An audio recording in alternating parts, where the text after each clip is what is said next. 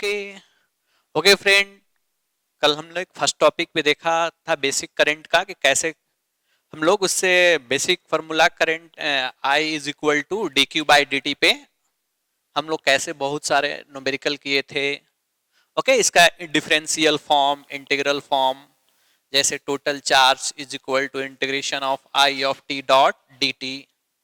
इस पे normal numerical हम लोग देखे थे। इसके बाद इसका ग्राफिकल मेथड देखे थे, इसका ग्राफिकल क्या अप्रोच है, इसका क्या ग्राफिकल अप्रोच है, इसमें हम लोग बहुत सारे बातें किए थे। ओके, तो आज हम लोग नेक्स्ट टॉपिक में ये देखने जा रहे हैं, हम लोग ये आज नेक्स्ट टॉपिक में ये करेंगे कि कैसे किसी कंडक्टर के थ्रू करंट का फ्लो होता है। हम लोग इस बात पे आज दैट मीन्स चर्चा करने वाले हैं। ओके, हम लोग आज ये देखने वाले हैं कि अगर हमारे पास कंडक्टर है, ओके, हमारे पास कोई कंडक्टर है तो उसके थ्रू कैसे करंट का फ्लो होता है। सपोज सबको पता है कि अगर कोई भी कंडक्टर है उसके क्रॉस सर हम एक पोटेंशियल डिफरेंस अप्लाई करेंगे। कोई भी कंडक्टर, सपोज ये हमारे पास कोई कंडक्टर है, ओके, ये हमारे पास मान लिया जाए कि सपोज एक कंडक्टर है, हमें पता है कि सर किसी भी कंडक्टर के अक्रॉस जब हम लोग पोटेंशियल डिफरेंस अप्लाई करते हैं तब जाकर इसके अक्रॉस करंट का फ्लो होता है। ओके, हम इसी बात को आज पूरा डिटेल में समझेंगे कि कैसे करंट का फ्लो स्टार्ट होता है, इस करंट के फ्लो होने से इसके अंदर क्या क्या चेंज आते हैं, क्या क्या इफेक्ट पड़ता है इसके अंदर, कंडक्टर के अंदर, उससे रिलेटेड टर्मिनोलॉजी क्या है, बहुत सारे पैरामीटर को हम लोग यहाँ पे डिस्कस करेंगे। ओके, तो आज का हमारा टॉपिक ये है microscopic analysis of flow of electric current. Okay, आज का हमारा टॉपिक है microscopic analysis of flow of current. आज का हमारा ये topic microscopic analysis of flow of current. Okay, हम लोग पहले बात करते हैं कि इसका बेसिक टर्म क्या है, इसका क्या टर्म है। ओके, तो सपोज इसको हम लोग देखो दो पार्ट में पढ़ते हैं। सपोज हमारे पास एक कंडक्टर है, ओके, हमने एक कंडक्टर बनाया, इसको हम लोग दो पार्ट में स्टडी करते हैं। ओके फ्रेंड, तो एक हमने माना कि when conductor in free state, इसका आपको हम लोग मीनिंग बताएंगे। फ्री स्टेट जैसे सपोज मैं मान लिया कि हमारे पास कोई एक कंडक्टर है, ओके, ये हमारे पास कंडक्टर है, ये फ्री स्टेट में है। फ्री स्टेट में बोलने का मतलब ये हुआ कि इसके क्रॉस हमने किसी भी तरह का सेल कनेक्ट नहीं किया है, सेल कनेक्ट नहीं किया। इसका सेकेंड एक ऑप्शन आएगा बी, फर्स्ट वन एक second option, second one when, okay, cell is connected, when cell is connected. दो स्टेट में सेल इज कनेक्टेड का मीनिंग क्या हुआ देखते हैं। देखो इधर मैं एक यहां पे ये हमारा क्या है कंडक्टर, और इस कंडक्टर के क्रॉस हमने क्या कनेक्ट किया, एक सेल। चलो हम लोग इसी दो पैरामीटर पे डिस्कस करने वाले हैं। हमारे पास एक सिंपल कंडक्टर है, एक बार कंडक्टर को हमने फ्री स्टेट में रखा है। फ्री स्टेट में बोलने का मतलब ये हुआ कि हमने किसी भी टाइप का कोई भी सेल कनेक्ट नहीं किया है। ओके, और जब हमने सेल कनेक्ट किया तब इसके अंदर क्या बिहेवियर आ रहे हैं, क्या चेंज हो रहे हैं, कैसे करंट का फ्लो हो रहे हैं, हम इस बात को डिस्कस करेंगे। ओके, सबसे पहले ये आपसे क्वेश्चन करना ये चाह रहा हूं कि इसको हम लोग कंडक्टर क्यों बोलते हैं, क्या इसका प्रॉपर्टी है। ओके, सबसे पहला हमारा टर्म ये है कि इसको हम लोग कंडक्टर क्यों बोलते हैं। ओके, तो आपको पता है कंडक्टर इसलिए इसे बोला जाता है कि इसके अंदर बहुत सारे फ्री इलेक्ट्रॉन्स हैं। क्या है इसके अंदर, बहुत सारे फ्री इलेक्ट्रॉन्स। तो एक कंडक्टर अपने अंदर बहुत सारा फ्री इलेक्ट्रॉन लिए बैठा है ये, इसके अंदर फ्री इलेक्ट्रॉन है, ये भी हमारा कंडक्टर है, इसके अंदर भी फ्री इलेक्ट्रॉन है। सर इसी फ्री इलेक्ट्रॉन के होने के वजह से इसमें जब हम लोग पोटेंशियल डिफरेंस अप्लाई करते हैं तो यही फ्री इलेक्ट्रॉन चलना स्टार्ट करते हैं और सभी मिलकर एक करंट को बनाते हैं जिससे करंट का फ्लो होता है। ओके, लेकिन हम अभी उस बात पे वहां पे चर्चा करेंगे कि सर जब हम लोग सेल नहीं कनेक्ट करते हैं तब ये फ्री इलेक्ट्रॉन कंडक्टर के अंदर क्या करते हैं, इनके क्या बिहेवियर है। ओके, जब सेल कनेक्ट किए तो क्या बिहेवियर है, जब हमने सेल को नहीं कनेक्ट किया है तब क्या बिहेवियर है, हम लोग इस पे देखेंगे। ओके, तो सबसे पहला पॉइंट मैं बता दूं कि ये जो जब हम लोग किसी भी when any conductor is in free state, when any conductor is in free state, that is when any type of cell is not connected across the conductor, in that case the all free electron present inside the conductor move where and there inside the conductor, randomly ये move करते हैं। जैसे अगर ये free electrons हैं तो ये free electron किसी भी टाइम में कोई इधर जा रहा है, ये फ्री इलेक्ट्रॉन इधर आ रहे हैं, ये फ्री इलेक्ट्रॉन इधर आ रहा है, ये फ्री इलेक्ट्रॉन इधर जा रहा है, ये फ्री इलेक्ट्रॉन इधर आ रहे हैं, ये फ्री इलेक्ट्रॉन इधर आ रहे हैं, किधर भी जैसे ये रेंडमली सारे free electrons inside the conductor इधर उधर मूव करते रहते हैं रेंडमली। इससे इस टाइप के मोशन को हम लोग नाम देते हैं रेंडम मोशन ऑफ इलेक्ट्रॉन। क्या नाम देते हैं इसको? Random motion of electron. Sir ये जो फ्री इलेक्ट्रॉन है कंडक्टर के अंदर सब रेंडमली जैसे तैसे इधर उधर फ्री स्टेट में मूव कर रहे हैं, इसीलिए इनके मोशन को नाम दे देंगे हम लोग रेंडम मोशन। तो सबसे पहले हमें ये पॉइंट ध्यान रखना पड़ेगा इसके लिए कि इसके अंदर क्या होता है? Random motion. रेंडम मोशन किसे कहते हैं? तो all the free electron inside the conductor move here and there freely, that motion is called random motion. क्या बोलेंगे इसे? Random motion. सभी जैसे तैसे मूव कर रहे हैं। ओके, नाउ नेक्स्ट पॉइंट हम लोग बात करते हैं। जब ये इलेक्ट्रॉन इस मोशन से जो उन्हें वेलोसिटी मिलता है, इस मोशन से जो उन्हें वेलोसिटी मिलता है उसे हम लोग नाम देते हैं रेंडम वेलोसिटी। क्या नाम देंगे उसको? Random velocity. Random velocity. तो velocity acquired by all these free electrons is called velocity, and such type of motion is called random motion। random velocity and random। अब हम लोग बात करते हैं कि सर जो एक इलेक्ट्रॉन है ये फ्री स्टेट में कंडक्टर के अंदर कैसे मूव कर रहा है, इसके अंदर क्या चेंज हो रहा है, कैसे मूव कर रहा है। ओके, तो हम लोग बात करते हैं रेंडमली। बोलने का मतलब ये हुआ कि एक इलेक्ट्रॉन यहां से सपोज चलना स्टार्ट किया, तो देखो यहां पे थोड़ा ये मान लो एक इलेक्ट्रॉन को हमने सेलेक्ट किया, इलेक्ट्रॉन देखो कैसे मूव कर रहे हैं, यहां से इधर आया, साइड वाले के साथ कोलिजन हुआ, इधर आया, फिर कोलिजन हुआ, इधर आया, फिर कोलिजन, इधर इधर इधर, फिर पता चला यहीं पे आ गया। ओके, तो आप देखो एक इलेक्ट्रॉन का कैसा मोशन है, ध्यान दो एकदम। एक इलेक्ट्रॉन यहीं से यहां से स्टार्ट हुआ, यहां तक आया, यहां आने के बाद डायरेक्शन चेंज किया। डायरेक्शन क्यों चेंज किया? बिकॉज कोलिजन, इसके साथ इसका कोलिजन हुआ, इधर चेंज किया, फिर इधर आया, फिर इसके साथ कोलिजन हुआ किसी के साथ, फिर इधर गया, फिर यहाँ पे किसी और के साथ कोलिजन हुआ, फिर इस तरह से सारे इलेक्ट्रॉन रेंडमली पूरे कंडक्टर किसी एक इलेक्ट्रॉन के पाथ है मोशन का, एक इलेक्ट्रॉन इस फॉर्म में मूव करे, इसी तरह सारे इलेक्ट्रॉन मूव कर रहे हैं। ओके, थोड़ा हम इस पे बात करते हैं कि सर ऐसा पाथ देखने से हमको क्या लग रहा है। ओके, अगर हम नेट वेलोसिटी का बात करें, एक इलेक्ट्रॉन के नेट वेलोसिटी का, तो तुम बताओ ध्यान से कि नेट डिस्प्लेसमेंट कितना हुआ है इसमें? जहां से इलेक्ट्रॉन चला आफ्टर कोलिजन उसी पॉइंट पे आया, तो नेट वेलोसिटी, नेट डिस्प्लेसमेंट क्या हुआ है? नेट डिस्प्लेसमेंट नेट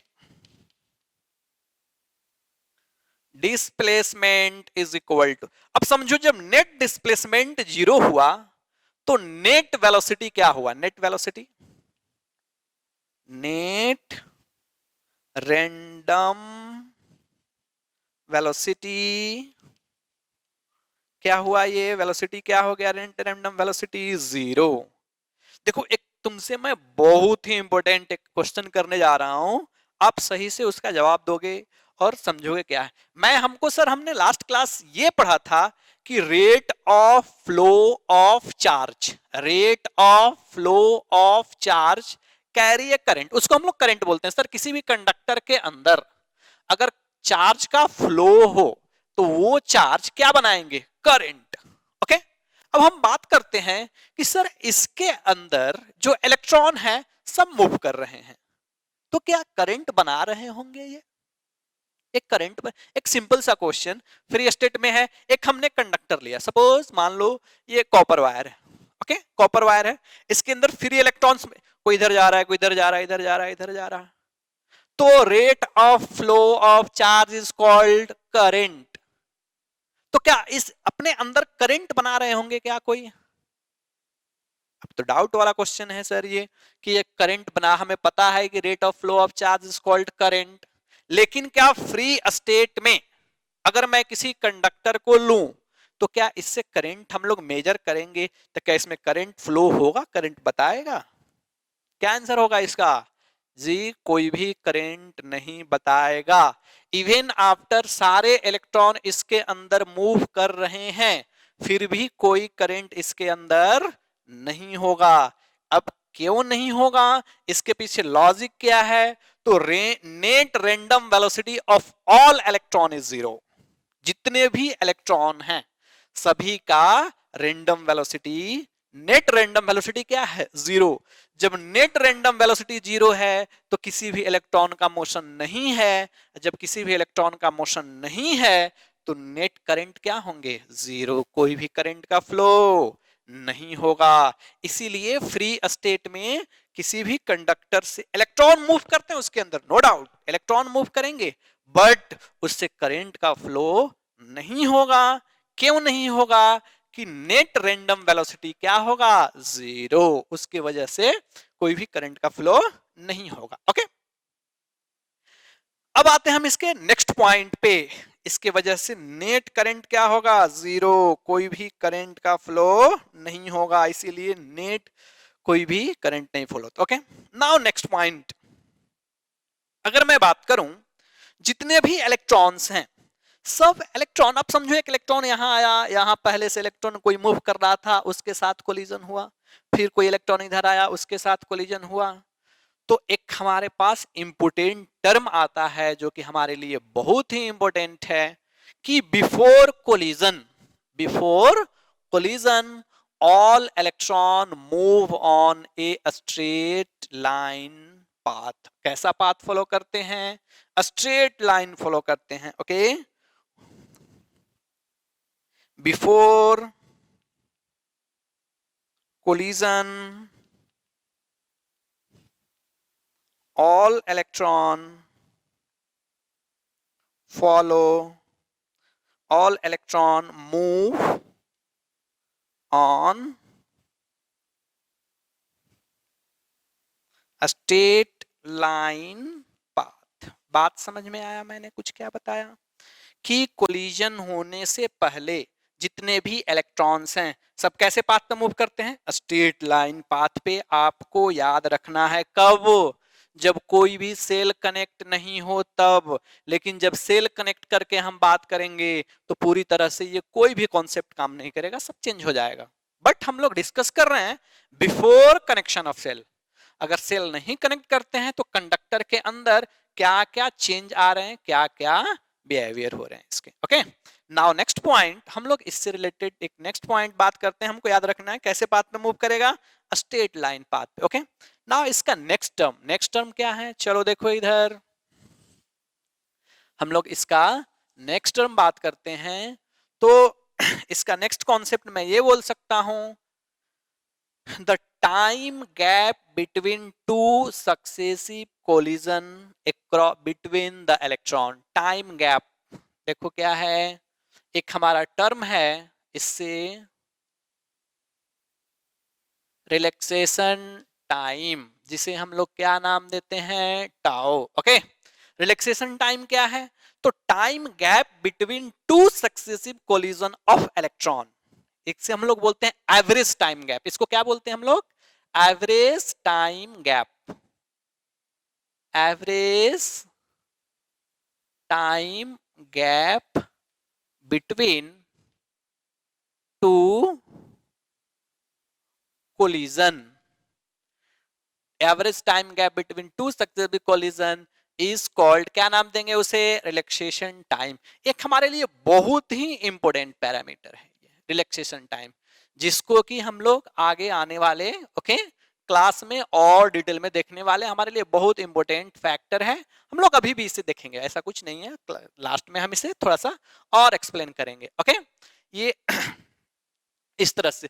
तो हमने आपको क्या क्या बताया यहाँ पे, कि जब कोई भी कंडक्टर को हम लोग कंडक्टर के क्रॉस सेल नहीं कनेक्ट करते हैं तो सारे इलेक्ट्रॉन रेंडमली इधर उधर मूव करते हैं, जिसे हम लोग नाम देते हैं रेंडम मोशन। उससे जो उनको वेलोसिटी मिलता है उसे नाम देते हैं रेंडम वेलोसिटी। अगर एक इलेक्ट्रॉन के पाथ को अगर हम लोग देखें इसके अंदर, तो कुछ इस तरह का पाथ, जरूरी नहीं कि जैसा मैं फिगर बनाया वैसा ही रहता है, रेंडम जैसा भी हो सकता है, आप कैसे भी बना सकते हो ओके रेंडमली। बट इसका नेट रिजल्ट हमें यह आया कि नेट डिस्प्लेसमेंट एक इलेक्ट्रॉन का क्या है, जीरो। जब नेट डिस्प्लेसमेंट जीरो है तो नेट रैंडम वेलोसिटी क्या है, जीरो। देखो यहां पे एक बार क्वेश्चन पूछा गया है कि एक random velocity and speed, speed of electron, यहां पे वेलोसिटी जीरो है, क्या स्पीड भी जीरो है, जी नहीं। देखो कितना डिस्टेंस कवर किया है, speed is not equal to zero, speed zero नहीं है, speed not equal to zero, velocity zero, velocity zero है, speed not equal. Okay, now next term मैं बात किया कि कोलिजन होने से पहले, दो कंटिन्यूअस कोलिजन से पहले जितने भी इलेक्ट्रॉन होते हैं फ्री स्टेट में एक स्ट्रेट लाइन पाथ पे मूव करते हैं। ओके, नाउ नेक्स्ट पॉइंट एक आया हमारा कौन सा, रिलैक्सेशन टाइम। ये कौन सा टाइम है, तो time gap between two successive collision, यहां से इसके बीच जो टाइम गैप हुआ इसको हम लोग नाम देंगे रिलैक्सेशन टाइम गैप। इतना क्या आपको यहां तक याद आया बात कुछ, और हम लोग बात करते हैं एक दो टर्म रिलेटेड। अब हमारा क्वेश्चन ये राइज होता है कि सर जब आपने बोला कि फ्री इलेक्ट्रॉन कंडक्टर के अंदर जैसे तैसे रेंडमली मूव करते हैं, ऑब्वियसली अगर जब इलेक्ट्रॉन एक दूसरे से मूव करते हैं तो उनके बीच जब कोलिजन होता है तो एनर्जी लॉस होता होगा, और जब एनर्जी लॉस होगा तो एनर्जी सरफेस से अपीयर होगा। ओके, अपीयर होगा तो हीट होगा। तो क्या नॉर्मल कंडक्टर में रखूं तो क्या हीट प्रोड्यूस करते हैं, जी कभी नहीं। अब इसके पीछे रीजन क्या है कि जो कोलिजन होते हैं, कैसा कोलिजन होते हैं, इलास्टिक कोलिजन, इलास्टिक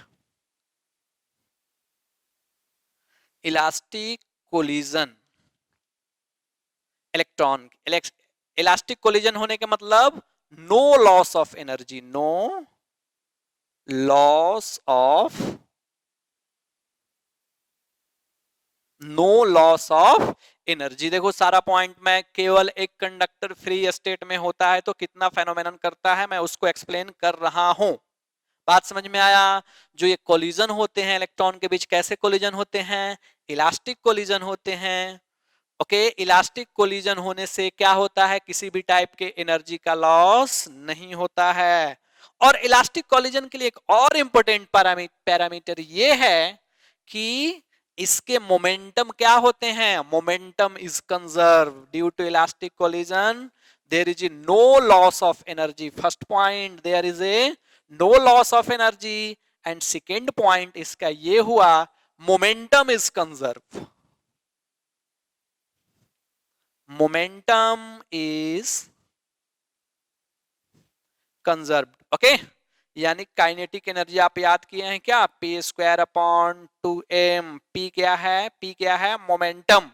तो जो momentum p is equal to M भी होता है m इंटू वी, ये क्या होता है सिस्टम में, कंजर्व होता है। तो इतना आपको ओके बेसिक कॉन्सेप्ट के लिए याद रखना होगा कि अगर एक कंडक्टर को हम फ्री स्टेट में रखते हैं, किसी भी टाइप के सेल को उसके क्रॉस कनेक्ट नहीं करते हैं, एक हमारा एक कंडक्टर है, जब हम इसके क्रॉस कोई भी बैटरी कनेक्ट नहीं किया तो इसके अंदर क्या क्या फेनोमेनन हो रहे हैं, तो सारे फेनोमेनन को हमने एक्सप्लेन किया यहाँ पे कि क्या बिहेवियर है इलेक्ट्रॉन के इसके अंदर।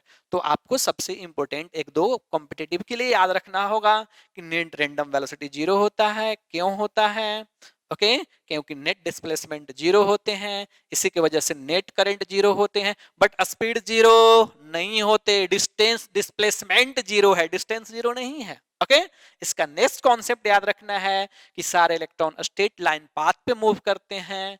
उसका नेक्स्ट कॉन्सेप्ट याद रखना है कि जो टाइम गैप होता है दो कोलिजन के बीच, उसके एवरेज टाइम गैप को average time gap okay average time gap को हम लोग क्या नाम देते हैं, relaxation time. Average time gap को नाम देते हैं रिलैक्सेशन टाइम। ओके और उससे पहला नेक्स्ट पॉइंट, और उसके बाद कोलिजन, जो दो इलेक्ट्रॉन के बीच कोलिजन होते हैं वो कैसे कोलिजन होंगे, तो इलास्टिक कोलिजन होंगे। उस इलास्टिक कोलिजन होने की वजह से किसी भी टाइप के एनर्जी का लॉस नहीं होता, और जब एनर्जी, और सेकेंड पॉइंट ये है कि इलास्टिक कोलिजन की वजह से जितने भी रेंडमली इलेक्ट्रॉन मूव कर रहे हैं सबका मोमेंटम हमेशा कंजर्व होता है। तो इतना सारा पॉइंट आपको याद रखना है when conductor are in free state, conductor जब फ्री स्टेट में हो। ओके नाउ अब हम लोग नेक्स्ट पॉइंट ये आता है कि जब सर हम इसी कंडक्टर के अक्रॉस जब हम एक बैटरी को कनेक्ट कर देते हैं तो क्या इफेक्ट पड़ता है, ये सारे इलेक्ट्रॉन जो इतने फेनोमेनन कर रहे थे इन पे क्या इफेक्ट पड़ेगा, क्या चेंज होगा इसमें, तो हम लोग बात करेंगे। अब सारे जब हम इस कंडक्टर के क्रॉस ओके एक हमने बैटरी कनेक्ट कर दिया, पहले फ्री स्टेट में था, अब फ्री स्टेट में ये नहीं है। ओके तो हम लोग नेक्स्ट वन इस पे बात करेंगे वेन ओके बात करेंगे when cell is connected across the conductor। चलो हम लोग इस पे बात करते हैं अब क्या होगा।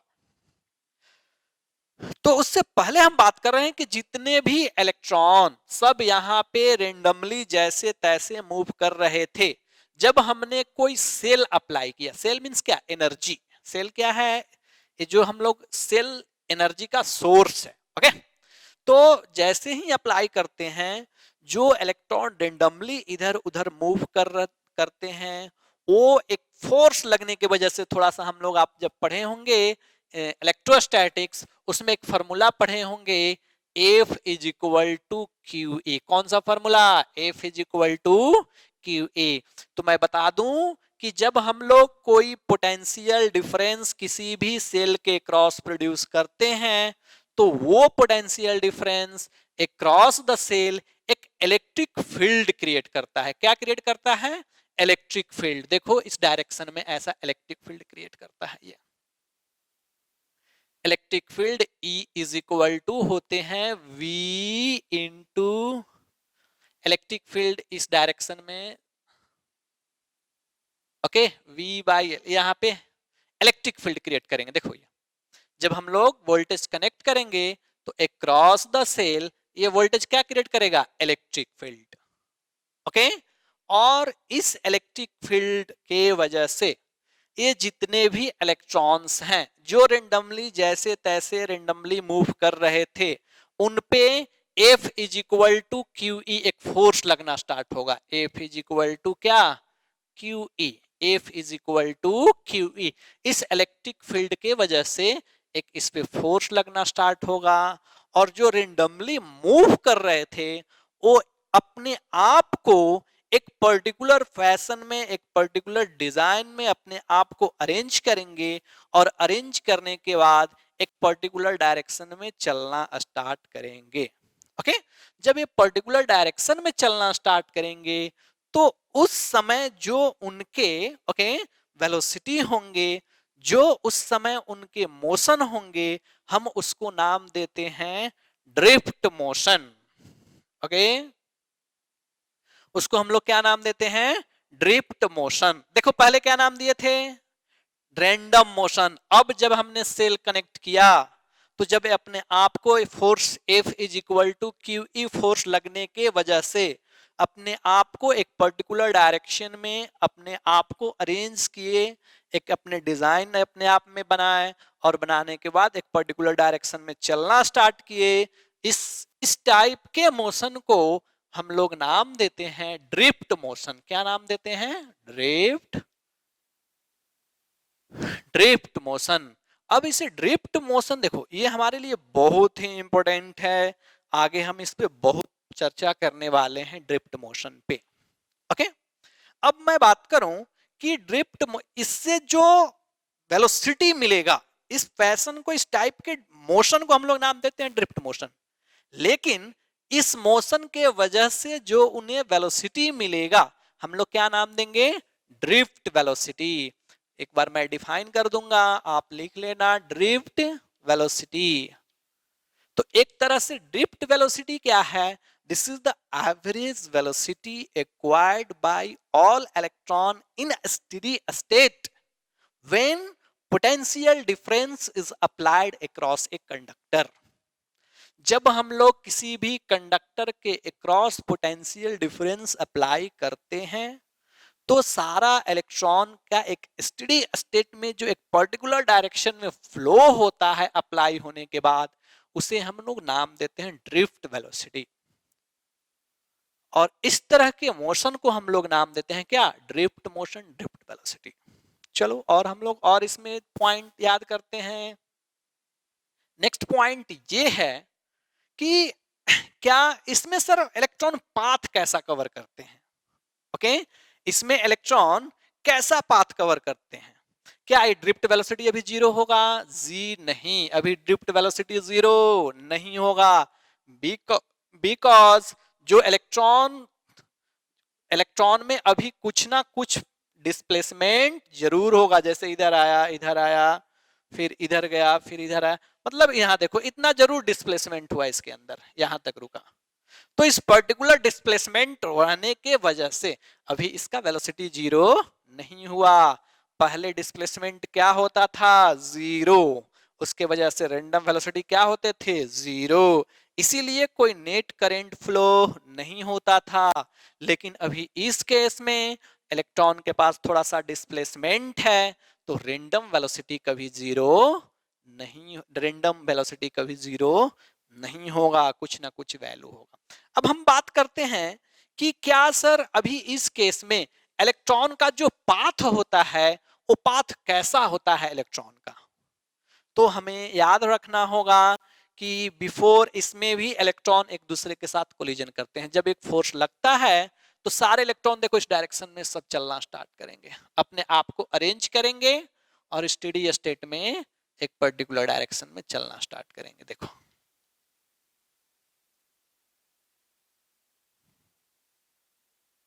एक पर्टिकुलर डायरेक्शन में चलना स्टार्ट किए।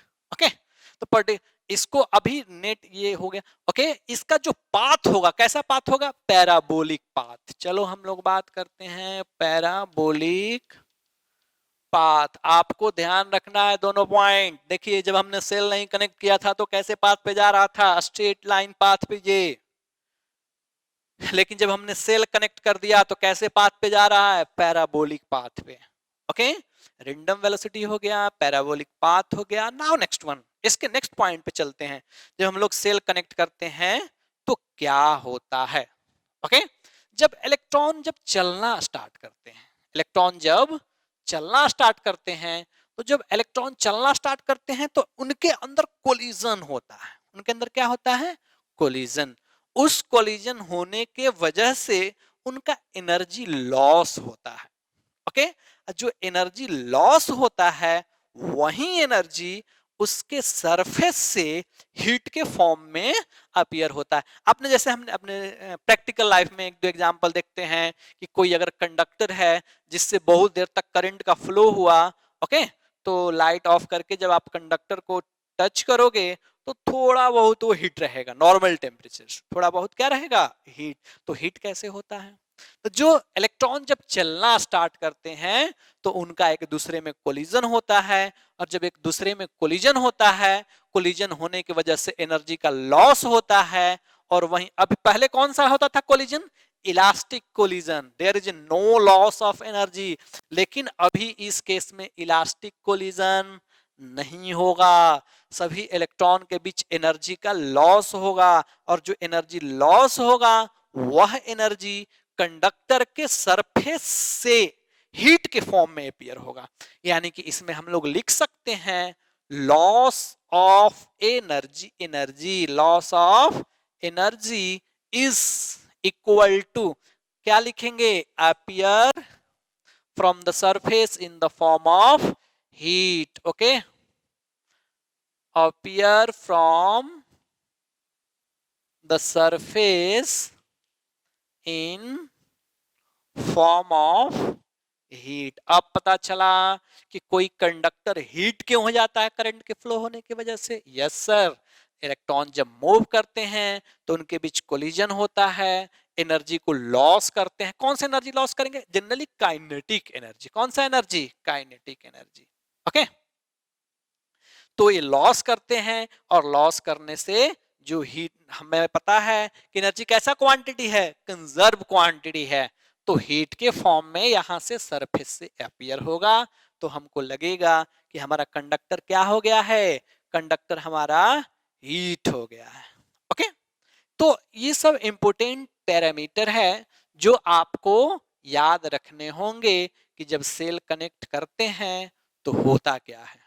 बात समझ में आएगा? चलो हम लोग एक और इंपोर्टेंट पॉइंट पे बात कर लेते हैं। यहाँ पे आपको मैंने देखो स्टार मार्क कराया यहाँ पे रिलैक्सेशन टाइम के बारे में।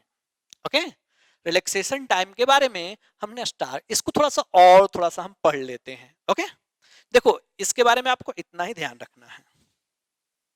ओके, चलो हम लोग रिलैक्सेशन टाइम पे देखते हैं, बहुत अच्छे से इसे ध्यान दो। क्या है ये रिलैक्सेशन टाइम? चलो अगर हम जनरल बात करें तो रिलैक्सेशन टाइम है क्या? This is the time gap between two successive collision, okay, between the electron. चलो देखो ये मान लो इलेक्ट्रॉन, ये इलेक्ट्रॉन सभी हैं और इनके बीच कोलिजन हो रहा है। तो हम एक इंपोर्टेंट बहुत ही फैक्टर है, सपोज मैं मान लूं कि टेम्परेचर को मैं बढ़ा रहा हूं, टेम्परेचर को क्या कर रहा हूं, बढ़ा रहा हूं। उससे पहले तो मैं तुम्हें एक फॉर्मूला बता दूं, ओके, कि आप याद किए होंगे रेजिस्टिविटी ऑफ एनी मटेरियल। कौन सा हम लोग फॉर्मूला याद किए हैं? Resistivity of material M N E square tau. ये रेजिस्टिविटी आपको पता है, दिस इज द प्रॉपर्टी किसका होता है, कंडक्टर का प्रॉपर्टी होता है। आप 10th क्लास में थोड़ा बहुत जानते होंगे इसके बारे में, बट इससे नेक्स्ट लेक्चर में मैं आपको इसकी पूरी तरह से डेरिवेशन दिखाऊंगा, कैसे डेरिवेशन आते हैं। तो अभी फिलहाल हमें इतना ध्यान रखना है, इसको याद रखना है, ओके, कि ये है क्या, इस टर्म को हम लोग अभी थोड़ा सा यूज करेंगे। ओके, अब यूज ये, अब देखो कैसे यूज करते हैं। देखो ये क्या है, mass of electron, concentration of electron, ये है चार्ज ऑफ इलेक्ट्रॉन, ये है रिलैक्सेशन टाइम, यही यही टाइम गैप। ये टाइम गैप हमारे लिए बहुत ही इंपॉर्टेंट है। रेजिस्टिविटी है, ये क्या है, रेजिस्टिविटी, ये रेजिस्टिविटी है, ये रेजिस्टिविटी। चलो हम लोग बात करते हैं। मान लो तुम कॉमन सेंस से सब बताओगे, ओके, कि अगर मैं टेम्परेचर को बढ़ाऊं, ये हमारे पास क्या है, कंडक्टर, अगर मैं इसके टेम्परेचर को बढ़ाऊं, चलो बताओ, जब टेम्परेचर को बढ़ाएंगे तो जो रिलैक्सेशन टाइम है उस पर क्या इफेक्ट पड़ना चाहिए, क्या होना चाहिए उसका, चलो बोलो। ओके, जब हम लोग इसके टेम्परेचर को बढ़ाएंगे तो इस रिलैक्सेशन टाइम पे क्या इफेक्ट आना चाहिए, क्या पड़ना चाहिए? तो सुनो इसका एक्सप्लेनेशन, जब हम लोग टेम्परेचर को बढ़ाएंगे तो सारे इलेक्ट्रॉन और फास्ट मूव करेंगे, और जब फास्ट मूव करेंगे तो एक दूसरे से बहुत फ्रीक्वेंटली कोलाइड करेंगे। जैसे तुम्हें क्या हो, एक रूम में बंद करके रूम के टेम्परेचर बढ़ा दें, अब तुम लोग रूम में इधर भागना भागना इधर उधर स्टार्ट करोगे तो तुम लोग के बीच ज्यादा कोलिजन होगा। जस्ट लाइक यहां समझना है, अगर एक कंडक्टर है, इसके टेम्परेचर को हम लोग बढ़ा दें तो क्या होगा, इसका रिलैक्सेशन टाइम घट जाएगा, because all electron are frequently collide with each जी, फ्रीक्वेंटली एक दूसरे से सबका क्या होगा, कोलिजन। चलो बात करते हैं, टेम्परेचर को जब हमने बढ़ाया तो रिलैक्सेशन टाइम क्या हुआ, घट गया। टेम्परेचर को हमने जब बढ़ाया तो रिलैक्सेशन टाइम क्या हुआ, घट गया। कैसे घटा, सारे इलेक्ट्रॉन और फ्रीक्वेंटली एक दूसरे के साथ कोलाइड करने लगे, तो टाइम गैप जो है वो क्या हो गया, कम हो गया। अब आते हैं इस फॉर्मूला पे, देखो तो जब ये टाइम गैप कम हुआ तो रेजिस्टिविटी क्या हो गया, रेजिस्टिविटी, रेजिस्टिविटी तो सर ये कम होगा जब टर्म, तो ये टर्म क्या होगा, इंक्रीज करेगा। ये क्या करेगा, यहां पे हमें रिलैक्सेशन टाइम लिखना है, ओके, रिलैक्सेशन टाइम टॉ, ओके। रेजिस्टिविटी क्या होगा, रेजिस्टिविटी इंक्रीज करेगा। चलो एक और हम लोग पढ़े हो अब 9th क्लास में, 10th में, कि R is equal to rho L by A. अब देखो अगर रेजिस्टिविटी बढ़ता है तो रेजिस्टेंस क्या होगा, बढ़ेगा। ध्यान से देखो, ये रेजिस्टेंस क्या होंगे, बढ़ेंगे। तो कितना इंपॉर्टेंट यहां पे हमें रिलेशन मिला कि जब टेम्परेचर को बढ़ाएंगे तो रिलैक्सेशन टाइम घटेगा, रिलैक्सेशन टाइम के घटने के वजह से रेजिस्टिविटी बढ़ेगा, और रेजिस्टिविटी के बढ़ने के वजह से रेजिस्टेंस क्या होगा, बढ़ेगा। ओके, अगर हम लोग यही टेम्परेचर को अगर घटाते हैं तो रिलैक्सेशन टाइम क्या होगा, रिलैक्सेशन टाइम इसके जस्ट रिवर्स क्या होंगे, रिलैक्सेशन टाइम बढ़ेंगे। और इसके अगर हम लोग रेजिस्टिविटी का बात करेंगे तो रेजिस्टिविटी क्या होंगे, घटेंगे, और रेजिस्टेंस भी क्या होंगे, घटेंगे। किसके लिए, किसके लिए, only for conductor, only for conductor. Semiconductor के लिए ऐसा केस नहीं है, सेमीकंडक्टर के लिए ऐसा केस नहीं है। तो आपको ध्यान रखना है कि टेम्परेचर के बढ़ाने से, अब कुछ तुमसे क्वेश्चन पूछ ले, चलो बताओ हमारे पास कंडक्टर, उसका टेम्परेचर बढ़ा है तो रेजिस्टेंस बढ़ा, क्यों, उसके पीछे क्या लॉजिक है, तो क्या आंसर दोगे। तो हमारा आंसर ये रहेगा कि जब सर किसी भी कंडक्टर के टेम्परेचर को बढ़ाते हैं तो उसका रिलैक्सेशन टाइम घट जाता है, और रिलैक्सेशन टाइम घटने के वजह से उसका क्या हो जाता है, रेजिस्टिविटी इंक्रीज कर जाता है, और जब रेजिस्टिविटी इंक्रीज करता है तो उसका रेजिस्टेंस क्या होता है, इंक्रीज करता है। किसके लिए, for this, all this concept only for conductor. लेकिन हमारे पास एक और material that is semiconductor. Semiconductor के बारे में क्या होता है, चलो देखो तो, अगर मैं बात करूं सेमीकंडक्टर के लिए, आपको यहां पढ़ना नहीं है, जब हम लोग 12th क्लास का लास्ट टॉपिक पढ़ेंगे सेमीकंडक्टर, तो वहां पे पूरे टर्म को एक्सप्लेन करेंगे हम लोग, ओके, पूरे टर्म को एक्सप्लेन करेंगे। तभी फिलहाल याद रखने के लिए हम लोग यहाँ पे पढ़ लेते हैं कि है क्या ये। तो अगर सेमीकंडक्टर का बात करें तो टेम्परेचर को अगर बढ़ाते हैं तो उसमें मोर number of free electron produce होते हैं। ध्यान दो मैंने क्या बोला, सेमीकंडक्टर के लिए जब हम लोग टेम्परेचर को बढ़ाते हैं तो मोर number of free, okay, free charge carrier बोलेंगे हम लोग, क्या बोलेंगे, फ्री चार्ज कैरियर, उसमें प्रोड्यूस होते हैं, okay, electrons hole pair generate होते हैं, और इलेक्ट्रॉन होल पेयर के जनरेट होने के वजह से उनका रेजिस्टेंस क्या हो जाता है, घट जाता है। रेजिस्टेंस क्या हो जाता है, घट जाता है। तो आपको मैं यहाँ पे लिख दे रहा हूं, ओके, रेजिस्ट टेम्परेचर के बढ़ने से किसके लिए ये बात है, for semiconductor, for semiconductor. Semiconductor के साथ ऐसा होता है, क्यों, due to, okay, more number of electron hole pair, due to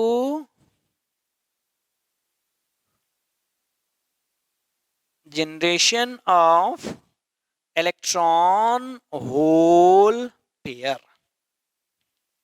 बात समझ में आया? चलो दोनों में अंतर देखो। यहां पे मैं बोलूंगा कंडक्टर के लिए अगर टेम्परेचर को मैं बढ़ा रहा हूं तो रेजिस्टेंस बढ़ेगा। क्यों बढ़ेगा? कि उसका रिलैक्सेशन टाइम घट जाएगा। लेकिन सेमी कंडक्टर में जब टेम्परेचर को बढ़ाऊंगा तो उसका रेजिस्टेंस क्या होगा? डिक्रीज करेगा। क्यों डिक्रीज करेगा?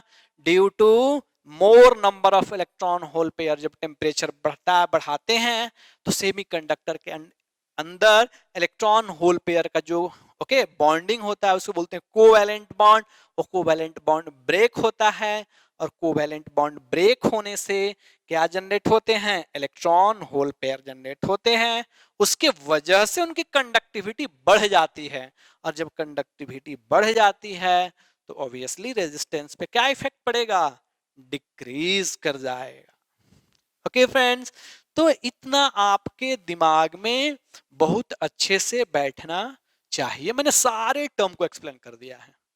ओके, चलो एक बार फटाफट हम लोग रिवाइज कर लेते हैं सबको। ओके, रिवाइज करने के बाद हम चलेंगे नेक्स्ट टॉपिक पे। बात समझ में आया क्या? चलो तो हमने फटाफट मैं रिवाइज कर दूं तो ध्यान से देखो दोनों को। एक उधर हमने जब सेल नहीं कनेक्ट किया है, इधर हमने सेल कनेक्ट किया है। जब सेल नहीं कनेक्ट किया है तो रेंडम वेलोसिटी हो रहा है, रेंडम मोशन हो रहा है, नेट डिस्प्लेसमेंट जीरो हो रहे हैं। ओके, तो वेलोसिटी भी क्या हो जा रहे हैं? जीरो।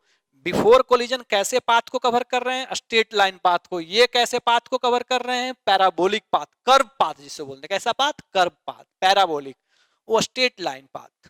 ओके, और देखो इसमें एनर्जी का लॉस होता है, इसमें एनर्जी का लॉस नहीं होता। बिकॉज कैसा कोलिजन है? Elastic collision. इलास्टिक कोलिजन होने की वजह से लॉस नहीं होता है।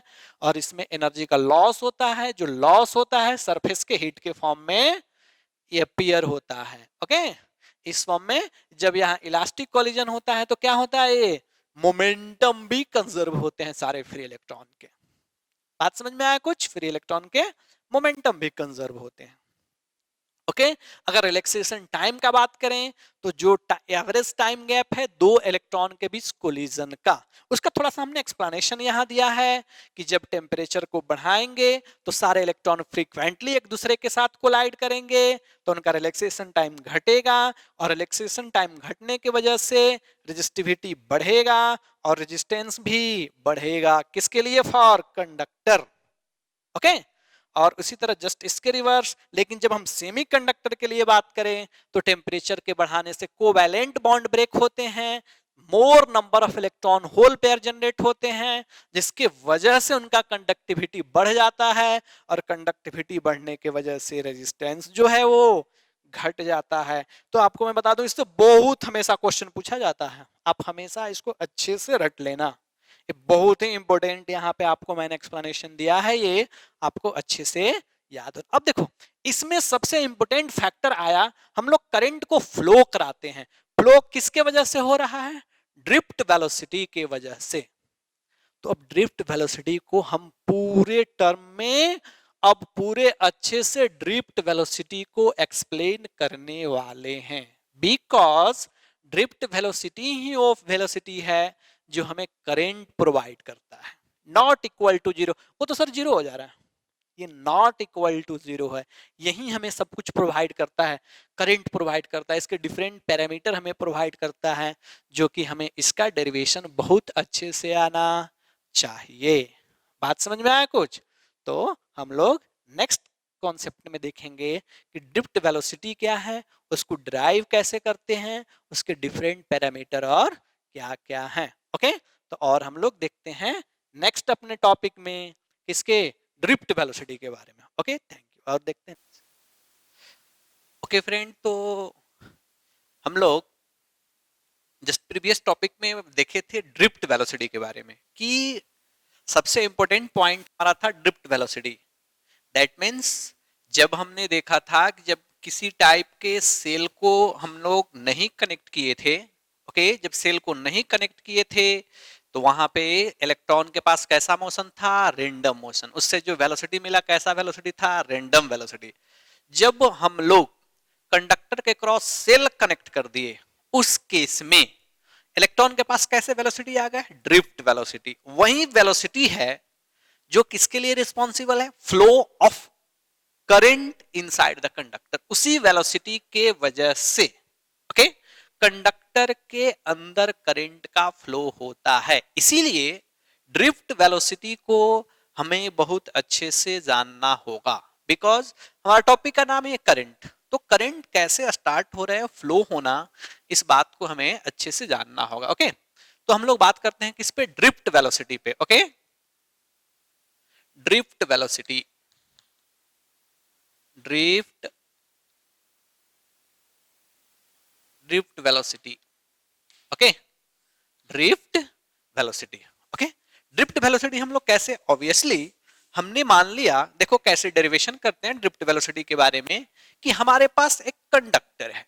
ओके हमारे पास एक कंडक्टर है और कंडक्टर का ओके लेंथ कितना हमने मान लिया, एल। लेंथ कितना मान लिया हमने, एल। बात समझे क्या, लेंथ एल मान लिया और इसका क्रॉस सेक्शन एरिया हमने मान लिया ए। और इसके अंदर जो इलेक्ट्रॉन है, ये इलेक्ट्रॉन ओके जब हमने सेल अप्लाई किया तो ये चलना स्टार्ट किए। ओके जब हमने यहाँ पे हमने मान लिया एरिया ओके और यहाँ पे जब हमने अप्लाई किया तो ये पोटेंशियल डिफरेंस अप्लाई किया तो ये इलेक्ट्रॉन चलना स्टार्ट किया। बात समझे क्या, इसी एवरेज वेलोसिटी को, इसी इलेक्ट्रॉन के एवरेज वेलोसिटी को हमने क्या नाम दिया था, ड्रिफ्ट वेलोसिटी। इसी केस में इलेक्ट्रॉन के एवरेज वेलोसिटी को हमने क्या नाम दिया था, ड्रिफ्ट वेलोसिटी। ओके तो इसी ड्रिफ्ट वेलोसिटी को हम लोग कैलकुलेट करने वाले हैं। बात समझे क्या, इसके लिए हमने मान लिया कि जैसे बिफोर कनेक्शन, ओके चलो देखो इधर, बिफोर कनेक्शन ऑफ सेल, जब हमने सेल नहीं कनेक्ट किया, हमने क्या अभी थोड़ा देर जस्ट प्रीवियस टॉपिक में क्या देखा था कि जब हम लोग सेल नहीं कनेक्ट कर रहे हैं उस समय इलेक्ट्रॉन के पास कैसा वेलोसिटी होगा, रेंडम वेलोसिटी। कैसा वेलोसिटी, रेंडम वेलोसिटी। और रेंडम वेलोसिटी में इलेक्ट्रॉन का नेट डिस्प्लेसमेंट क्या होता है, जीरो।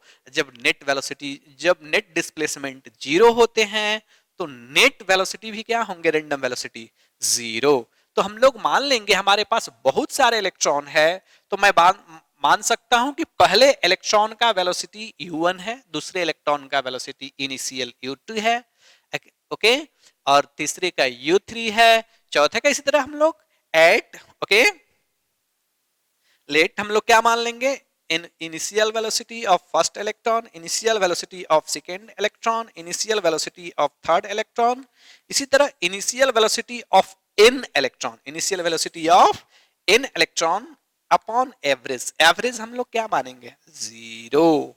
एवरेज ये सबका वेलोसिटी का वेक्टर सम क्या होता है, जीरो। बात समझे क्या, हम लोग एवरेज वेलोसिटी इसका क्या होगा, जीरो। सभी इलेक्ट्रॉन के लिए हम लोग देखें तो जीरो। ओके ये हमारा समझ में आया। Now after connection of cell, after connection of cell, all free electron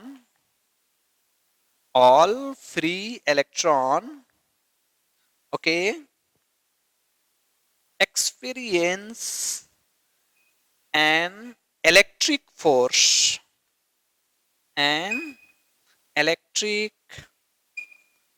कौन सा force, electric force, F is equal to QE, electric force, and starts क्या, एक्सेलरेटिंग।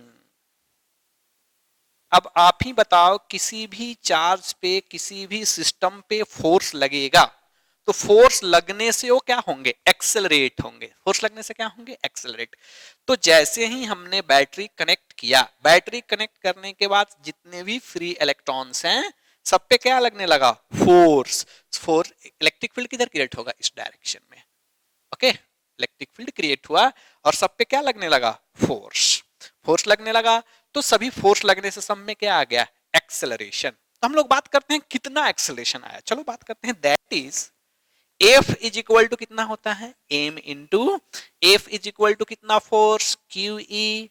यहाँ पे एफ इज इक्वल टू क्या होता है, M into A Q into E. यहां से हमने एक्सेलरेशन कैलकुलेट कर लिया, तो कितना है देखो, तो क्यू ई अपॉन एम। देखो ये क्या हुआ, इलेक्ट्रॉन, जितने भी फ्री इलेक्ट्रॉन्स हैं सभी फ्री इलेक्ट्रॉन्स इतना एक्सेलरेशन एक्सपीरियंस कर रहे हैं। फोर्स लगने के बाद जैसे ही ये पोटेंशियल डिफरेंस अप्लाई करेंगे, इलेक्ट्रिक फील्ड क्रिएट होगा। इलेक्ट्रिक फील्ड क्रिएट होने से इस पे फोर्स लगेगा, और उस फोर्स लगने की वजह से इलेक्ट्रॉन क्या करना स्टार्ट करेंगे, एक्सेलरेट करना स्टार्ट करेंगे। Okay, acceleration. ओके, हमने मान लिया एट एनी टाइम टी। चलो नेक्स्ट देखते हैं, एट एनी टाइम टी, किसी भी टाइम टी में हम लोग अगर वेलोसिटी का बात करें, किसका बात करें, वेलोसिटी का, तो एक्सेलरेट कर रहा है तो एक्सेलरेट करने से वेलोसिटी क्या होंगे, चेंज होंगे। तो हम लोग फाइनल वेलोसिटी का बात करते हैं। एक का फाइनल वेलोसिटी, चलो देखो तो क्या लिखेंगे, v1 is equal to initial velocity a into t1, और देखो v2 इज इक्वल टू क्या लिखेंगे, u2 a इंटू क्या लिखेंगे, t2। ये देखो t3 क्या लिखेंगे, u3 प्लस ए t3। इसी तरह जितने भी इलेक्ट्रॉन्स हैं, फ्री इलेक्ट्रॉन्स हैं, जितने भी फ्री इलेक्ट्रॉन्स हैं सभी के लिए इस तरह से हम लोग लिख सकते हैं। देखो vn कितना लिख सकते हैं, n नंबर ऑफ इलेक्ट्रॉन के लिए, initial velocity n number of electron के लिए, प्लस एक्सेलरेशन ओके सबके लिए tn। चलो सबको जोड़ते हैं, हम लोग जोड़ते हैं तो क्या लिखेंगे, देखो तो v1 plus v2 plus v3 dot vn okay is equal to, चलो ये क्या आएंगे देखो, u1 plus u2 plus okay क्या आएंगे, un प्लस हमने इसमें से a कॉमन ले लिया, a क्या आ गया, t1 plus t2 dot dot क्या आ गया, tn। हमने इसको n से डिवाइड कर दिया, इतना तक हुआ। हमने चारों पूरे टर्म को किससे डिवाइड कर दिया, n से। चलो n से डिवाइड करते हैं, तो ये डिवाइड एक बार और मैं लिख देता हूं, v1 plus v2 plus v3 dot dot क्या, vn अपॉन n। n क्या है, टोटल नंबर ऑफ इलेक्ट्रॉन। देखो ये u1 plus u2 dot un upon ये भी क्या हो गए n, प्लस ये देखो एक्सेलरेशन, ये क्या हो गया, t1 plus t2 dot tn upon n। अब थोड़ा हम बात समझते हैं, सर यहां तक आ गए, आप देखो ध्यान से, ये है क्या टर्म आया, जो ये फाइनल वेलोसिटी है। फाइनल वेलोसिटी कब आएगा, after connection of cell. Cell के कनेक्ट करने के बाद सभी इलेक्ट्रॉन एक्सेलरेट करना स्टार्ट करेंगे तो उनका वेलोसिटी चेंज होगा। इसीलिए किसी भी टाइम टी में हम लोग वेलोसिटी लिए हैं अलग अलग। अब ध्यान से देखो कि सभी इलेक्ट्रॉन के वेलोसिटी का वेक्टर सम को हमने, वेक्टर सम होता है यहां पे ओके, करके हमने n से डिवाइड कर दिया। तो आप रियल फैक्ट बताओ कि ये रियल में आपको आया क्या, this is the average velocity. क्या आया, ये average velocity. Sir drift velocity तो वही था, ड्रिफ्ट वेलोसिटी हम लोग कैसे डिफाइन किए थे, okay, average velocity okay of all moving electron in steady state when potential difference is applied across a conductor. Sir जब किसी भी कंडक्टर के अक्रॉस हम लोग पोटेंशियल डिफरेंस अप्लाई करते हैं, उस समय जब सारे इलेक्ट्रॉन एक पर्टिकुलर डायरेक्शन में चलना स्टार्ट करते हैं, तो उस समय उनका जो एवरेज वेलोसिटी होता है उसी को हम लोग क्या नाम देते हैं, ड्रिफ्ट वेलोसिटी। तो सर ये तो फाइनल वही एवरेज वेलोसिटी दिख रहा है। दैट मींस ये जो टर्म आया हमारा यहाँ पे, ये क्या है हमारे लिए, ड्रिफ्ट वेलोसिटी। क्या है, vd, drift velocity is equal to, देखो तो इसका वैल्यू क्या है, कौन सा वेलोसिटी है, initial, before connection of cell. Before connection of cell देखो तो वेलोसिटी क्या है, जीरो। ओके, तो ये वेलोसिटी क्या हो गया, जीरो। ओके, प्लस देखो ए एक्सेलरेशन, एक्सेलरेशन क्या हमने कैलकुलेट किया है, यस सर, एक्सेलरेशन कितना है कि charge electric field m upon m। Sir ये क्या है, T1 plus T2 dot dot Tn upon n. Okay, this is the average time gap between two successive collision. जब इलेक्ट्रॉन एक दूसरे से मूव कर रहे थे एक डायरेक्शन में, एक दूसरे की ओर मूव कर रहे थे एक डायरेक्शन में, तो दोनों के बीच कोलिजन का टाइम गैप का क्या है, एवरेज। यानी कि इसको हम लोग क्या नाम दिए थे, याद है आपको कुछ, क्या, relaxation time, average time gap. Just पिछले वाले टॉपिक में देखो हमने पूरी तरह से इसे एक्सप्लेन किया है कि रिलैक्सेशन टाइम है क्या। ओके, वहां से हमने क्या लिखा, रिलैक्सेशन टाइम। तो यहां से हमें क्या आ गया, drift velocity is equal to, देखो तो drift velocity is equal to आ गया Q E tau upon M. This is the drift velocity. ये हमें बहुत अच्छे से याद रखना है। ओके, ये हमें बहुत अच्छे से याद रखनी है ड्रिफ्ट वेलोसिटी को। बात समझेगा? चलो हम लोग और छोटा छोटा थोड़ा इस पे और इसको हम लोग एक्सप्लेन कर लेते हैं कि ये बात है क्या। बात समझे क्या? तो अगर इस ड्रिफ्ट वेलोसिटी के हम लोग ऑर्डर का बात करें, ऑर्डर का, अच्छा ऑर्डर का बात करें तो इसका जनरली फॉर कंडक्टर ऑर्डर या रेंज होता है इस वेलोसिटी का 10 टू द पावर -4 मीटर पर सेकेंड। जो ड्रिफ्ट अगर हमारे पास सर, ये देखो जो ये कंडक्टर है, जो इलेक्ट्रॉन मूव कर रहे हैं, इनका एक एवरेज वेलोसिटी कितना होता है कंडक्टर के लिए, 10 टू दी पावर -4 मीटर पर सेकेंड। इसका वैल्यू जब हम किसी पर्टिकुलर एक कंडक्टर के लिए, एग्जैक्ट नहीं है, this is the approx. Okay, तो इसी कंडक्टर के लिए ड्रिफ्ट वेलोसिटी। अब क्वेश्चन ये राइज होता है कि सर कंडक्टर के अंदर इतना कम वेलोसिटी, सर ये तो मतलब इस वेलोसिटी से तो एक चींटी भी नहीं चल सकती है। एक 1 सेकेंड में 10 टू दी पावर -4 मीटर, समझो कितना छोटा डिस्टेंस है। उतना 1 सेकेंड में हमारे इलेक्ट्रॉन मूव कर रहे हैं और वो करंट बना रहे हैं, ऐसा क्यों? सबसे पहले हम बात करते हैं कि सर इतना कम हुआ कैसे, इसके पीछे क्या रीजन है। ओके, तो इसके पीछे रीजन है, इतना लेस वैल्यू होने के पीछे रीजन है frequently collision between the electron. ये इलेक्ट्रॉन इतना ज्यादा स्पीड से कोलाइड कर रहे हैं, मतलब कि कोलाइड कर रहे हैं इतना शॉर्ट टाइम इंटरवल में कि इनका रिलैक्सेशन टाइम बहुत ही कम हो जा रहा है। और ये रिलैक्सेशन टाइम के कम होने के वजह से यही रीजन है कि हमारा ड्रिफ्ट वेलोसिटी बहुत कम हो जाता है, and in the range of कितना, 10 टू द पावर माइनस। बात समझ में आया? इसका कम होने का रीजन क्या है? इसका कम होने का रीजन है frequently collision between two electron या less value of relaxation time. Okay, first point. Now second one, sir इतना कम वैल्यू इतने लार्ज करंट को कैसे बना देता है? अब सर 1 एम्पियर करंट, 1 एम्पियर कितना छोटा वैल्यू सर।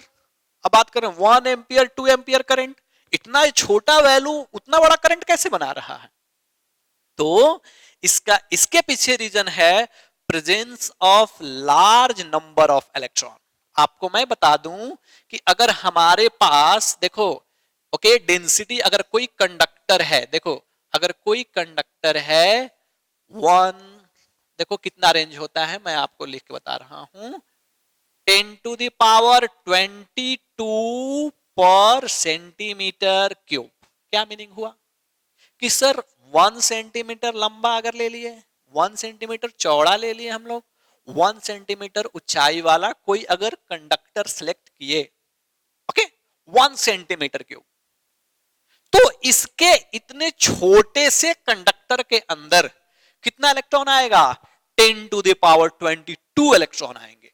अब समझो कितना ज्यादा नंबर ऑफ फ्री इलेक्ट्रॉन्स हैं। ओके, तो इस large number of free electron होने के वजह से, इसके कम वेलोसिटी होने के बावजूद भी एक बहुत लार्ज करंट का फ्लो होता है। ओके, तो इस पॉइंट से हमने क्या कंक्लूड किया, दो अभी हमने सीखा। इतना क्यों वैल्यू कम है, तो due to less value of क्या, रिलैक्सेशन टाइम।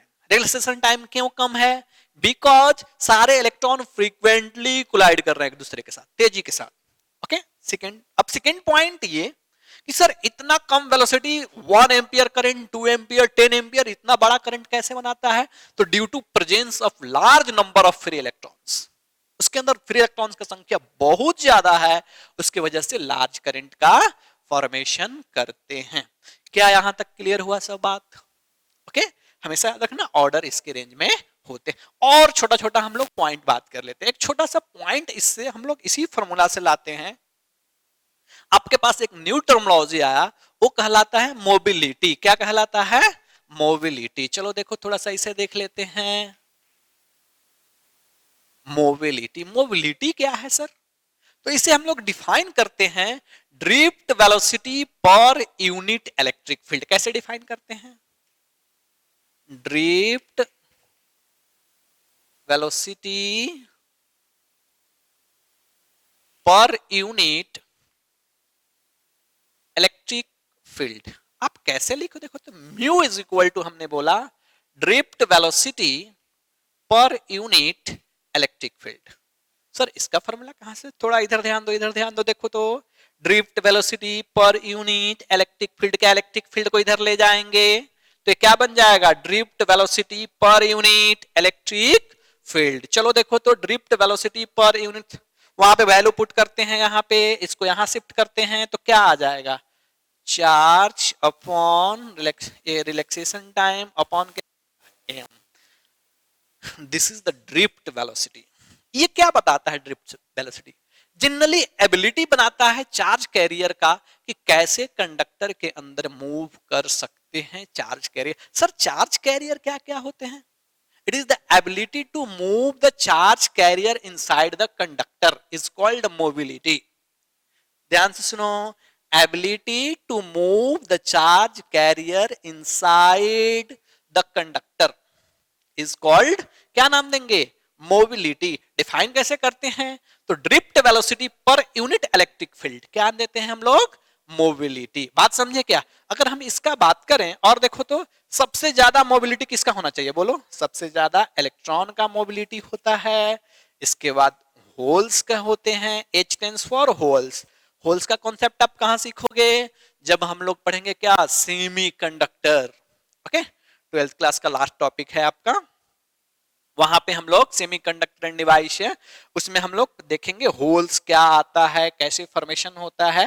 फिलहाल हमको नॉर्मल सी बात याद रखना है, होल्स भी क्या है? चार्ज कैरियर्स हैं, ये भी चार्ज को कैरी करते हैं। ओके और एक है कौन सा? आयंस। बात समझे क्या? तो ध्यान रखना है सबसे ज्यादा मोबिलिटी किसका होता है? फ्री इलेक्ट्रॉन्स का। इसके बाद किसका होता है? होल्स का होता है। इसके बाद किसका होता है? आयंस का होता है। बात समझे क्या? तो आपको मोबिलिटी के लिए थोड़ा सा आपके पास न्यू टर्म है, तो आपको इस डिफिनेशन को रट के रखना है। मोबिलिटी जनरली क्या है? It is the ability of okay charge carrier to flow inside a conductor. इसको डिफाइन कैसे करेंगे सर? तो drift velocity per unit electric field is called mobility. जब हमने अपने डेफिनेशन पे इसे जब हमने पुट किया वैल्यू, तो यहां से हमें ड्रिफ्ट वेलोसिटी का सॉरी मोबिलिटी का यहां से हमें रिलेशन आया क्या? कि Vy is equal to charge relaxation time upon mass. Mass किसका? चार्ज कैरियर का मास। बात समझे क्या? तो इस तरह से मोबिलिटी हुआ। तो ये हमारा कंसेप्ट हुआ ड्रिफ्ट वेलोसिटी का। हमें अगर ड्रिफ्ट वेलोसिटी डिफाइन करना हो तो कैसे डिफाइन करेंगे? चलो अगर किसी को नोट करना है ड्रिफ्ट वेलोसिटी का डेफिनेशन, तो मैं बोल रहा हूं, आप लिख भी सकते हो। ओके चलो देखो ड्रिफ्ट वेलोसिटी कैसे डिफाइन करते हैं। It is the average velocity of all free electron moving inside the conductor in free state when potential difference is applied across a conductor। जब किसी भी कंडक्टर के क्रॉस पोटेंशियल डिफरेंस अप्लाई करते हैं, तो सारे इलेक्ट्रॉन जब एक डायरेक्शन में मूव करते हैं तो उन्हीं के एवरेज वेलोसिटी के एवरेज वैल्यू को हम लोग नाम देते हैं ड्रिफ्ट वेलोसिटी। बात समझे क्या? तो नॉर्मली से हम लोग डिफाइन भी कर सकते हैं। क्या है एवरेज वेलोसिटी? कब? जब हम लोग पोटेंशियल डिफरेंस अप्लाई करते हैं किसी भी कंडक्टर के क्रॉस। तो इस तरह से ड्रिफ्ट वेलोसिटी का कॉन्सेप्ट हुआ। ओके अब एक हमारे पास और टर्म है drift velocity in term of current, drift velocity in term of current, जिसे हम लोग किसमें देखेंगे, नेक्स्ट टॉपिक में देखते हैं। ओके, ड्रिफ्ट वेलोसिटी, ओके, हम लोग नेक्स्ट टॉपिक में देखते हैं। तो हम लोग देखते हैं क्या, drift velocity in term of current. चलो हम लोग ये भी एक टॉपिक देख लेते हैं, हेडिंग देते हैं drift velocity in term of current, drift velocity in term of current. Okay, चलो हमने मान लिया कि हमारे पास एक कंडक्टर है, हमारे पास एक क्या है, कंडक्टर। कंडक्टर क्यों बोलते हैं इसको, क्योंकि इसके अंदर बहुत सारे क्या हैं, फ्री इलेक्ट्रॉन्स। बात समझे क्या, तो एक free electrons, free electrons, free electrons, free electrons. Okay, हमने क्या किया, इसके क्रॉस, इसका लेंथ हमने क्या मान लिया, एल, लेंथ क्या मान लिया, एल। इसका क्रॉस सेक्शन एरिया क्या मान लिया, ए। बात समझे क्या। अब जैसे ही हमने इसके एक क्रॉस एक सेल अप्लाई किया, सारे इलेक्ट्रॉन जो पहले रेंडमली जैसे तैसे मूव कर रहे थे, अब जैसे ही हमने सेल अप्लाई किया, अब वो क्या करेंगे, सभी पर्टिकुलर एक ही डायरेक्शन में चलना स्टार्ट करेंगे। बात समझे क्या, सभी कहां स्टार्ट करेंगे, एक पर्टिकुलर डायरेक्शन में चलना स्टार्ट करेंगे। चलो हम लोग देखते हैं कैसे इलेक्ट्रॉन चलना स्टार्ट करते हैं। तो इनके पास वेलोसिटी आया, कौन सा वेलोसिटी, ड्रिफ्ट। हमने कुछ इंपॉर्टेंट टर्म है जिसे मान लेते हैं एन। एन क्या है हमारा, number of electron per unit volume. एक किसका प्रॉपर्टी है, मटेरियल का प्रॉपर्टी है। ओके, हम लोग ये मटेरियल का प्रॉपर्टी है, कितना उसके अंदर इलेक्ट्रॉन है पर यूनिट वॉल्यूम में, फ्री इलेक्ट्रॉन्स। तो ये है number of electron per unit volume. बात समझे क्या, number of electron per unit volume. Now अगर हमें टोटल नंबर ऑफ इलेक्ट्रॉन बताना हो इस कंडक्टर के अंदर, चलो बताओ क्या होगा, total number of electron, total number of electron क्या होंगे, number of electron per unit volume into इसका वॉल्यूम। इसका वॉल्यूम कितना होगा, length into area, length into area. ये हो गया टोटल नंबर ऑफ इलेक्ट्रॉन। अगर हमें निकालना है टोटल चार्ज, निकालना है टोटल चार्ज, कंडक्टर के अंदर कितना चार्ज है, टोटल चार्ज क्यूटी। चलो बताओ क्या फॉर्मूला होता है, N into N, total number of electron into E. चलो टोटल नंबर ऑफ इलेक्ट्रॉन अभी हमने कैलकुलेट किया, एन एल ए ई। बात समझे क्या कुछ। चलो हमने मान लिया कि जब हमने बैटरी अप्लाई किया, इसके क्रॉस पोटेंशियल डिफरेंस अप्लाई किया, तो सारे इलेक्ट्रॉन चलना स्टार्ट किए, चलना स्टार्ट किए। तो उसके चलने के एवरेज वेलोसिटी को हम लोग क्या इंडिकेट कर रहे हैं, ड्रिफ्ट वेलोसिटी वीडी। चलो हम लोग करेंट देखते हैं now, current. Okay, current I is equal to कितना वैल्यू होता है, क्यू बाई टी। चलो क्यू का वैल्यू बोलो, क्यू का वैल्यू कितना है, थोड़ा सा और मैं ऊपर लिख दूं इसे, current I is equal to Q by T. Okay, charge कितना है देखो तो, ये आया क्या, N L A E upon time कितना है, टाइम कितना है, टाइम कितना लगेगा, तो यहां से यहां तक इलेक्ट्रॉन कितना लेंथ है, एल। वेलोसिटी कितना है सबका, average velocity, average velocity means क्या, कांस्टेंट वेलोसिटी सबका है वो। तो वीडी तो कितना लिखेंगे, चलो बोलो, L upon VD. This is the time taken by electron to reach one end to other end of the conductor. बात समझे क्या, ये टाइम टेकन। और हम लोग आगे देखते हैं, बहुत आसान है, ज्यादा सोचने की बात नहीं है इसमें। Okay, Q is equal to, देखो तो यहां से लेंथ और लेंथ क्या हो गए, कैंसल, लेंथ लेंथ कैंसल। तो क्या नॉर्मल फॉर्मूला आया, I इज इक्वल टू, देखो तो I is equal to A N E V D. आया क्या, A N E V D. But हमें क्या निकालना था, drift velocity, V D is equal to I upon A N E, this is your drift. अब ध्यान से देखो इस रिजल्ट को। Okay, this is the drift velocity in the term of current. Drift velocity in the term of current. इससे पहले भी हमने ड्रिफ्ट वेलोसिटी कैलकुलेट किया था, बट वो किसके फॉर्म में था? इन the form of electric field. वहां इलेक्ट्रिक फील्ड इन्वॉल्व था, यहां पे डायरेक्ट करंट है। इसका सबसे इंपोर्टेंट पैरामीटर इस वेलोसिटी का देखते हैं, ये किस पे डिपेंड कर रहा है? करंट पे। Okay, cross section area of conductor. जैसे एक सिंपल कंडक्टर देखो, मैं एक दो एग्जांपल लेके ऐसे समझा दे रहा हूं तुम्हें। इस तरह से समझो, कोई कंडक्टर है ये। ओके, इस अगर एक ही कंडक्टर है तो number of electron per unit volume fix, उसका इंटरनल प्रॉपर्टी आप हम उसे चेंज नहीं कर सकते, ये कांस्टेंट। चार्ज ऑफ इलेक्ट्रॉन ये कांस्टेंट, आप चेंज नहीं कर सकते। ये क्या है? Cross section area. अगर एक ही कंडक्टर है और एक ही कंडक्टर तो करंट क्या रहेंगे? कांस्टेंट। देखो ड्रिफ्ट वेलोसिटी किस पे डिपेंड कर रहा है? एरिया पे। जिस पॉइंट पे क्रॉस सेक्शन एरिया ज्यादा होगा, ओके, अगर यहाँ पे ज्यादा है तो इसके टर्म में यहाँ पे ड्रिफ्ट वेलोसिटी, यहाँ पे ज्यादा एरिया है तो ड्रिफ्ट वेलोसिटी क्या होंगे? कम। कम एरिया है, ड्रिफ्ट वेलोसिटी क्या होंगे? ज्यादा। तो इस फॉर्म में आपको जनरली एक दो क्वेश्चन, लेंथ से क्या है? इंडिपेंडेंट। सर आप 1 मीटर का कंडक्टर ले लो या 10 मीटर का कंडक्टर ले लो, उसके अंदर जो इलेक्ट्रॉन्स हैं उनके ड्रिफ्ट वेलोसिटी क्या होंगे? कांस्टेंट। लेंथ से नहीं डिपेंड कर रहा है सर, क्रॉस सेक्शनल एरिया पे डिपेंड कर रहा है। बात समझे क्या? तो मैं यही बोल रहा हूं कि लेंथ से क्या है? इंडिपेंडेंट। छोटी छोटी जो बातें हैं आपको नॉर्मली ध्यान देनी है। बात समझे क्या यहां तक? ओके, नाउ इससे रिलेटेड एक और टर्म है जिसे हम लोग नाम देते हैं drift velocity, sorry current density. क्या नाम देते हैं? Current density. चलो यहां से वो भी देख लेते हैं, यहां पे हम लोग हैं तो करंट डेंसिटी। आपको याद रखना है सब छोटा छोटा टर्म। इससे पहले हमने क्या बताया था दूसरे, इससे पहले वाले में? मोबिलिटी। उसी तरह इससे हमने क्या एक नया टर्म निकाला?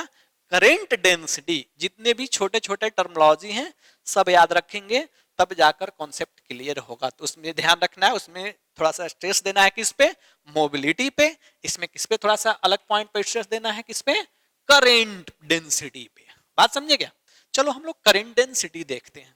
तो सबसे पहले पता चल गया, करंट डेंसिटी के सिंबल से ही पता चल गया कि सर एक कैसा क्वांटिटी है?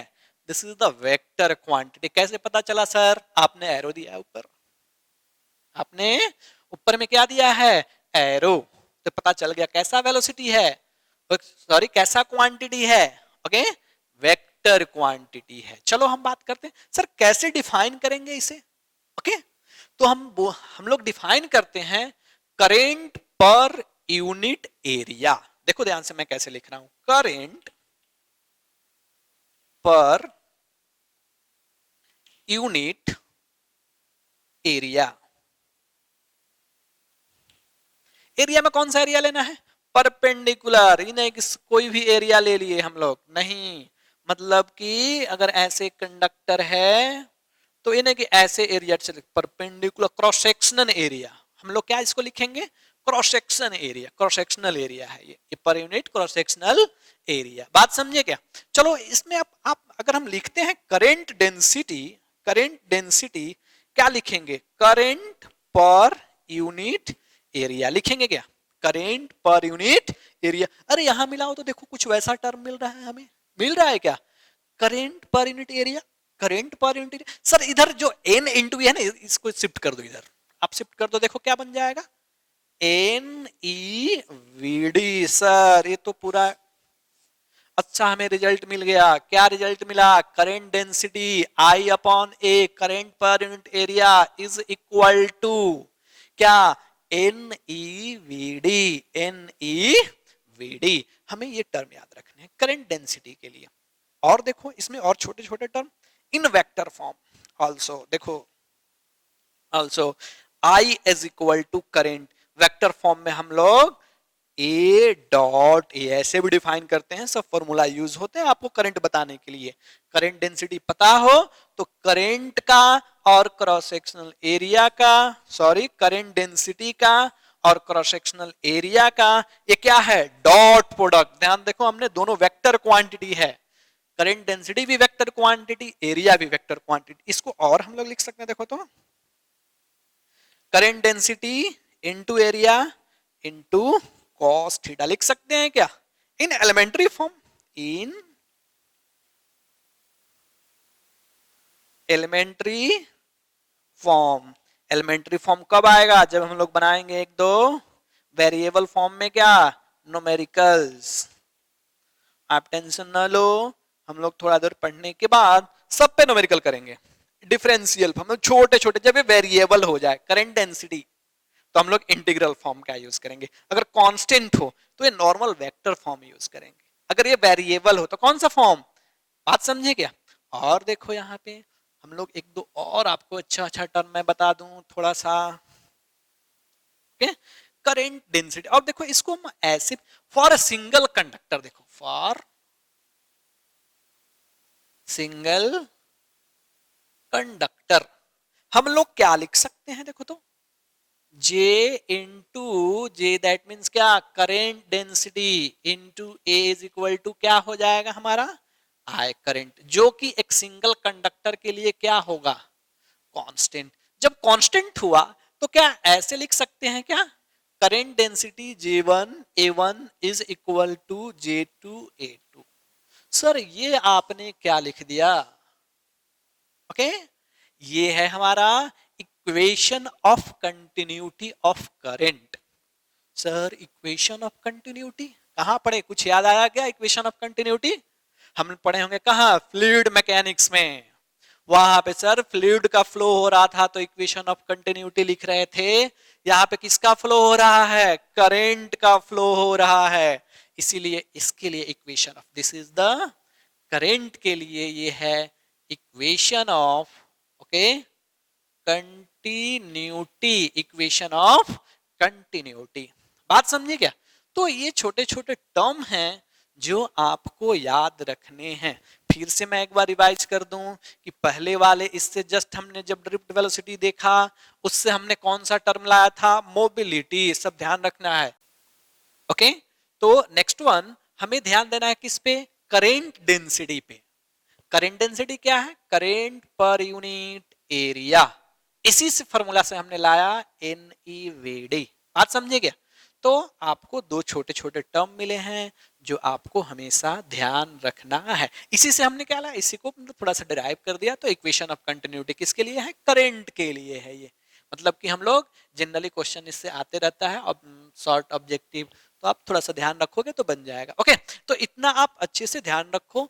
और हम लोग नेक्स्ट क्लास में, ओके, लेक्चर लेकर आएंगे कौन सा, ओम्स लॉ का, जो हमने आपको पूरी तरह से हम लोग, आप जो जानते हो V is equal to I R, इसका पूरा डेरिवेशन देखेंगे, कैसे रेजिस्टिविटी आता है, कैसे रेजिस्टेंस आता है, उससे रिलेटेड क्या डिफरेंट पैरामीटर हैं, वो कैसे वैरी करते हैं, बहुत सारे टर्म को हम लोग नेक्स्ट वीडियो लेक्चर में अपने, ओके, कंक्लूड करेंगे।